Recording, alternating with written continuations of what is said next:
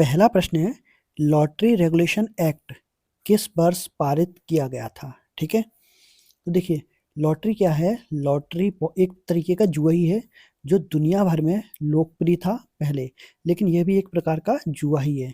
आमतौर पर मध्यकालीन अवधि में, जो मध्यकालीन समय था उसमें शहर की सुरक्षा के लिए जो धन इकट्ठा करना था उसके लिए, और क्षेत्र की गरीब जनता की सहायता के लिए लॉटरी बेची जाती थी। ठीक है, तो जो मध्यकालीन समय था उसमें शहर की सुरक्षा के लिए धन इकट्ठा करने हेतु और क्षेत्र के गरीबों की सहायता हेतु लॉटरी खरीदी और बेची जाती थी। ठीक है, लॉटरी अधिनियम एक्ट जो था वो कब पारित हुआ? तो ये हुआ था 7 जुलाई 1998 या 1998 में पारित हुआ था, और 2 अक्टूबर 1998 को ये अधिनियम लागू हो गया था। ठीक है, तो ये अधिनियम क्या केंद्र सरकार ने बनाया था, लेकिन केंद्र सरकार ने राज्य सरकारों को कुछ शर्तों के तहत लॉटरी का संचालन और विनियमन करने की अनुमति दी थी। ठीक है, जिसके तहत राज्य सरकार चाहे तो अपने राज्य क्षेत्र में लॉटरी का संचालन करवा सकती है और नहीं चाहे तो उसको बंद भी कर सकती है। ठीक है, तो कुछ राज्यों में आज भी लॉटरियां चल रही हैं और कुछ राज्यों ने इसको प्रतिबंधित करके रखा हुआ है। ठीक है, तो देखिए प्रश्न देखते हैं कि लॉटरी रेगुलेशन एक्ट किस वर्ष पारित किया गया था? ठीक है, तो इसका करेक्ट आंसर क्या हो जाएगा? देखो इसमें पारित का पूछा है, तो पारित भी कब हुआ था? 7 जुलाई 1998। तो इसका करेक्ट आंसर क्या हो जाएगा? 1998, 1998। और अगर पूछता कि कब लागू किया गया तो कब हुआ था? 2 अक्टूबर 1998। तो दोनों ही परिस्थितियों में इसका आंसर क्या हो जाएगा? 1998। ठीक है, तो देखिए करेक्ट आंसर इसका क्या हो गया? करेक्ट आंसर हो गया ऑप्शन डी। ठीक है, 1998 को ये पारित किया गया था और लागू भी 1998 में ही हुआ था। ठीक है, चलिए अगला प्रश्न देखते हैं। अगला प्रश्न है, भारत के राष्ट्रीय चिन्ह को किस दिन अपनाया गया था?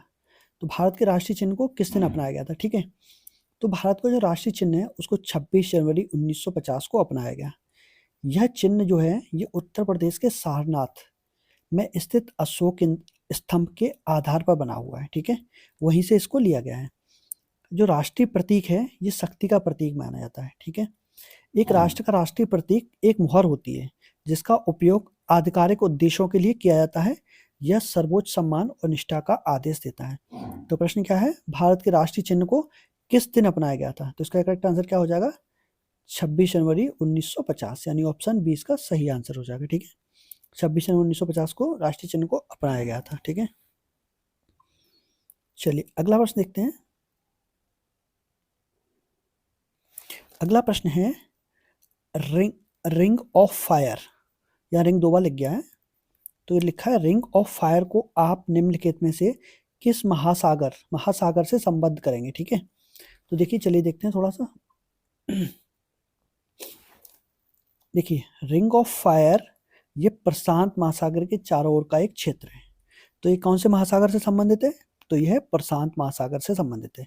ये प्रशांत महासागर के चारों ओर का क्षेत्र है। चारों ओर का होने की वजह से इसको रिंग ऑफ फायर कहा जाता है। रिंग रिंग अंगूठी के तरीके का होता है। ठीक है, चलिए देखते हैं इसको फायर क्यों कहा जाता है, रिंग्स ऑफ फायर क्यों कहा जाता है। रिंग तो कहा जाता है इसको क्योंकि ये चारों ओर फैला हुआ है, गोल आकार में है, इसलिए रिंग के आकार का है, इसलिए रिंग बोलते हैं। अब फायर क्यों बोलते हैं इसके बारे में आपको बताता हूँ। देखिए यह दुनिया का सबसे भूकंपी और ज्वालामुखीय रूप से सक्रिय क्षेत्र है। तो ज्वालामुखियों के कारण ही इसको रिंग्स ऑफ फायर कहा जाता है। ठीक है, यहाँ दुनिया के 75% सक्रिय ज्वालामुखियों का घर है और लगभग 90% भूकंप भी इसी क्षेत्र में आते हैं। ठीक है, तो रिंग्स ऑफ फायर को सरकम पैसिफिक बेल्ट भी कहा जाता है। तो इसको रिंग्स ऑफ फायर बोलने का कारण क्या है? ज्वालामुखी, अत्यधिक ज्वालामुखी का होना इस जगह, और दुनिया के लगभग 90% भूकंप भी इसी क्षेत्र में आते हैं। ठीक है, और दुनिया के 75% सक्रिय ज्वालामुखियों का घर भी यही है। ठीक है, अब देखिए ये 40,000 किलोमीटर लंबा है और 500 किलोमीटर चौड़ा है। रिंग्स ऑफ फायर का निर्माण टेक्टोनिक प्लेटों की गति करने, टकराने और विनाश से हुआ है। रिंग्स ऑफ फायर में समुद्री भूपर्पटी की प्लेट दूसरी प्लेट के नीचे डूब रही है। जब ये प्लेटें की टकरा रही है ना, इसी की वजह से भूकंप आते हैं और ज्वालामुखी भी इन्हीं वजहों से हो रही है। ठीक है, तो रिंग्स ऑफ फायर का निर्माण का मुख्य कारण क्या है? टेक्टोनिक प्लेटों का टकराना और एक प्लेट के नीचे दूसरी प्लेट का जाना। ठीक है, चलिए तो प्रश्न देखते हैं। अब प्रश्न है, रिंग ऑफ फायर किस महासागर से संबंधित है? तो इसका करेक्ट आंसर क्या हो जाएगा? ऑप्शन डी, प्रशांत महासागर। किससे संबंधित है? रिंग्स ऑफ फायर प्रशांत महासागर से संबंधित है। ठीक है, चलिए अगला प्रश्न देखते हैं।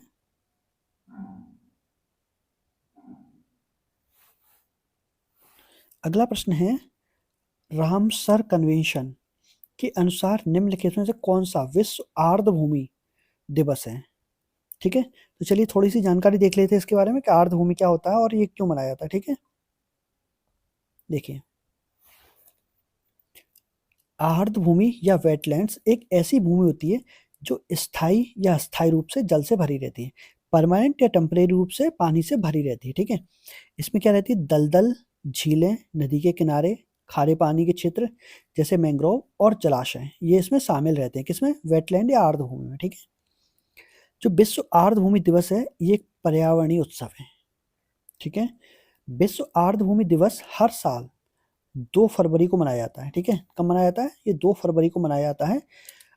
यह दिन 2 फरवरी 1971 को ईरान के रामसर शहर में आर्द्रभूमि पर कन्वेंशन को अपनाने की तारीख को दर्शाता है। ठीक है, तो हर साल 2 फरवरी को ही क्यों मनाया जाता है? क्योंकि 2 फरवरी 1971 में ईरान के शहर रामसर में एक आर्द्रभूमि कन्वेंशन हुआ था। ठीक है, तो उसी को याद रखने के लिए ये हर साल किया जाता है। ठीक है, इस कन्वेंशन के तहत आर्द्रभूमि के संरक्षण और उनके बेहतर इस्तेमाल के लिए राष्ट्रीय और अंतर्राष्ट्रीय स्तर पर सहयोग किया जाता है। ठीक है, रामसर कन्वेंशन विशेष परिस्थितियों तंत्र के साथ काम करने वाली पहली वैश्विक पर्यावरण संधि है। यह दुनिया की पहली वैश्विक पर्यावरण संधि है। ठीक है, और दिसंबर 2024 तक भारत में कुल कितने रामसर स्थल हैं? तो ये हैं 85 रामसर स्थल हैं। ठीक है, और दिसंबर 2024 तक दुनिया भर में रामसर स्थल कितने हैं? तो ये हैं 2521 रामसर स्थल हैं। ठीक है, तो दिसंबर 2024 तक दुनिया में 2521 रामसर स्थल हैं और दिसंबर 2024 तक भारत में 85 रामसर स्थल हैं। ठीक है, अब देखते हैं प्रश्न। ठीक है, प्रश्न क्या कह रहा है? प्रश्न कह रहा है रामसर कन्वेंशन के अनुसार निम्नलिखित में से कौन सा विश्व आर्द्रभूमि दिवस है? तो ये कब मनाया जाता है? 2 फरवरी। ठीक है, ईरान के शहर रामसर में जो कन्वेंशन हुआ था 2 फरवरी को, उसी की याद में हर साल 2 फरवरी को ये विश्व आर्द्रभूमि दिवस मनाया जाता है। ठीक है, तो इसका करेक्ट आंसर क्या हो जाएगा? Option D. चलिए अगला प्रश्न देखते हैं। अगला प्रश्न है, निम्नलिखित में से किस राजपूत शासक ने 1191 में तराइन के युद्ध में मोहम्मद गौरी को हराया था? ठीक है, तो देखिए, राजपूत शासक पृथ्वीराज चौहान ने 1191 में तराइन के प्रथम युद्ध में मोहम्मद गौरी को हराया था। ठीक है, तो किसने हराया था? पृथ्वीराज चौहान ने। इस युद्ध को तरवरी की लड़ाई के नाम से भी जाना जाता है और यह युद्ध तराइन के पास लड़ा गया था, जो कि आज वर्तमान में कहाँ है? तो वर्तमान में हरियाणा के तरावड़ी क्षेत्र में है। ठीक है, पृथ्वीराज चौहान और मोहम्मद गौरी के बीच एक साल बाद 1192 में एक और तराइन का युद्ध हुआ, जिसमें क्या है? जिसको तराइन का द्वितीय युद्ध कहा जाता है। ठीक है, विश्व युद्ध नहीं, तराइन का द्वितीय युद्ध कहा जाता है। इस युद्ध में मोहम्मद गौरी जीत गया था और पृथ्वीराज चौहान की हार हो गई थी।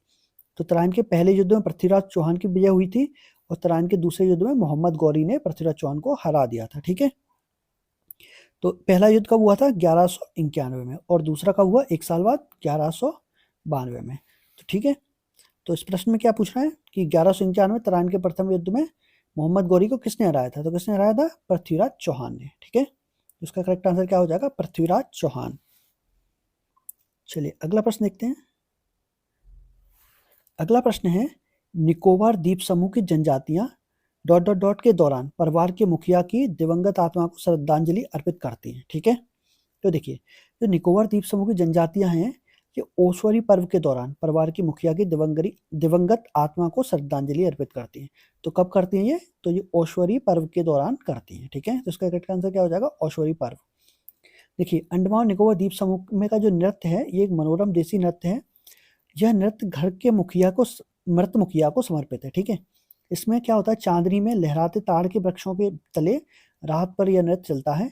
इसमें कलाकार नारियल के पत्ते पहनकर पारंपरिक संगीत के साथ मधुर शुरुआत करते हैं। ठीक है, तो ये कौन सा नृत्य हुआ? जो उत्सव कौन सा हुआ? तो ये उत्सव हो गया इसका ओशवरी उत्सव। ठीक है, करेक्ट आंसर क्या होगा इसका? ओशवरी उत्सव। ठीक है, तो कौन सी उत्सव के दौरान करती हैं? तो ओशवरी उत्सव के दौरान दिवंगत आत्मा को ये श्रद्धांजलि अर्पण करते हैं। तो सही आंसर क्या हो जाएगा? Option D. ठीक है, चलिए अगला प्रश्न देखते हैं। अगला प्रश्न है, भारतीय संविधान के निम्नलिखित में से किस संशोधन के द्वारा अनुच्छेद 51A के तहत नया मौलिक कर्तव्य जोड़ा गया? ठीक है, तो देखिए, भारतीय संविधान के 86वें संशोधन अधिनियम 2002 के जरिए अनुच्छेद 51A के तहत एक नया मौलिक कर्तव्य जोड़ा गया। तो अनुच्छेद 51A के तहत कौन सा संशोधन में जोड़ा गया? तो इसका आंसर क्या हो जाएगा? 86वां संविधान संशोधन अधिनियम 2000। ठीक है, करेक्ट आंसर क्या हो जाएगा? ये। ठीक है, 86वें संशोधन के द्वारा। ठीक है, इस संशोधन के जरिए माता पिता और अभिभावकों को अपने 6 से 14 साल के बच्चों को शिक्षा देने का कर्तव्य दिया गया। उनको कहा गया कि आपको 6 से 14 साल के बच्चों को अनिवार्य रूप से शिक्षा प्रदान करनी है। ये एक मौलिक कर्तव्य जुड़ा गया था। ठीक है, इस संशोधन ने शिक्षा के अधिकार को मौलिक अधिकार के रूप में स्थापित किया। ठीक है, इस संशोधन के जरिए 6 साल से कम उम्र के बच्चों को बच्चों के बचपन की देखभाल की गारंटी दी गई। ठीक है, तो किस संशोधन के द्वारा? तो 86वें संविधान संशोधन 2002 के द्वारा। ठीक है, चलिए अगला प्रश्न देखते हैं।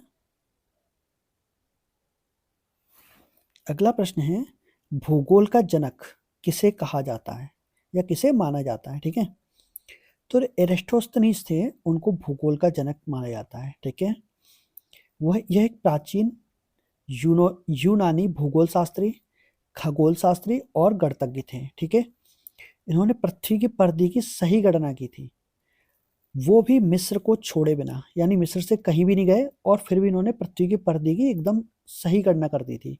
ठीक है, इन्होंने ही भूगोल शब्द का सबसे पहले इस्तेमाल किया था। ठीक है, इसी वजह से इनको क्या कहा जाता है? भूगोल का जनक कहा जाता है। तो इसका सही आंसर क्या हो जाएगा? Option C, Eratosthenes. ठीक है, ये इसका करेक्ट आंसर हो जाएगा। चलिए अगला प्रश्न देखते हैं। अगला प्रश्न है, सेतु भारतम कार्यक्रम किस वर्ष शुरू किया गया था? ठीक है, तो सेतु भारतम कब शुरू किया गया था? तो सेतु भारतम योजना 4 मार्च 2016 को प्रधानमंत्री नरेंद्र मोदी द्वारा राष्ट्रीय राजमार्गों पर सुरक्षित और सुगम यात्रा के लिए रेल ओवरब्रिज और अंडरपास के निर्माण के लिए शुरू की गई थी। तो शुरू कब हुई? 4 मार्च 2016 में। किसके द्वारा हुई? प्रधानमंत्री नरेंद्र मोदी के द्वारा।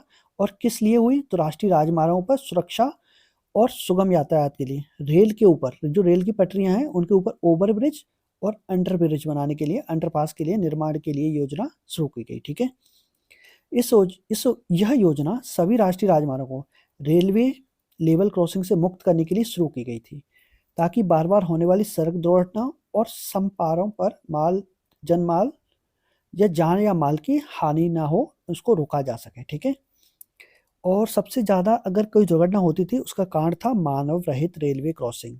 ये भारत में रेल दुर्घटनाओं के सबसे मुख्य कारणों में से एक रही है। ठीक है, तो देखिए इसका सही आंसर क्या होगा? सेतु भारतम कार्यक्रम किस वर्ष शुरू किया गया? तो इसका करेक्ट आंसर हो जाएगा 2016। Correct answer C. ठीक है, अगला प्रश्न है, भारत का पहला रेलवे विश्वविद्यालय स्थित है। ठीक है, चलिए तो इसके बारे में थोड़ी सी जानकारी देख लेते हैं पहले। देखिए 15 दिसंबर 2018 को केंद्रीय रेल मंत्री पीयूष गोयल ने बड़ौदरा में, कहाँ पे? बड़ौदरा में भारत का पहला रेलवे विश्वविद्यालय राष्ट्र को समर्पित किया। ठीक है, रेलवे विश्वविद्यालय देश में पहला, अपनी तरह का पहला, रूस और चीन के बाद दुनिया का तीसरा संस्थान है। यानी देश का पहला और रूस और चीन के बाद दुनिया का तीसरा संस्थान है। ठीक है, इसे राष्ट्रीय रेल और परिवहन संस्थान NRTI का नाम दिया गया है। ठीक है, लेकिन वर्तमान में इसका नाम बदल के क्या कर दिया गया है? अब इसका नाम कर दिया गया है गति शक्ति विश्वविद्यालय, GSV के नाम से अब ये जाना जाता है। ठीक है, यह विश्वविद्यालय परिवहन, रसद, आपूर्ति श्रृंखला प्रबंधन और रेलवे इंजीनियरिंग और शहरी परिवहन जैसे क्षेत्रों में स्नातक और स्नातकोत्तर डिग्री प्रदान करता है। ठीक है, यह, अब देखिए ये किन लोगों के लिए महत्वपूर्ण है? तो ये उन छात्रों के लिए महत्वपूर्ण या आदर्श है जो रेल परिवहन, रसद प्रबंधन और इंफ्रास्ट्रक्चर डेवलपमेंट में कैरियर बनाना चाहते हैं। ठीक है, तो उन लोगों के लिए बहुत अच्छा कॉलेज है, तो वो जाके उसमें शिक्षा प्राप्त कर सकते हैं। ठीक है, तो स्नातक और स्नातकोत्तर की डिग्री ले सकते हैं यहाँ से। ठीक है, अब देखते हैं प्रश्न।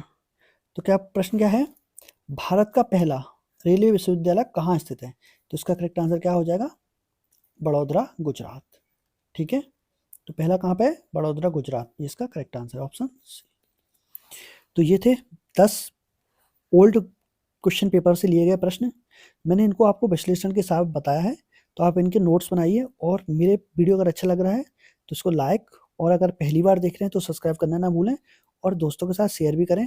तो आज की वीडियो में बस इतना ही। जय हिंद, जय भारत, धन्यवाद।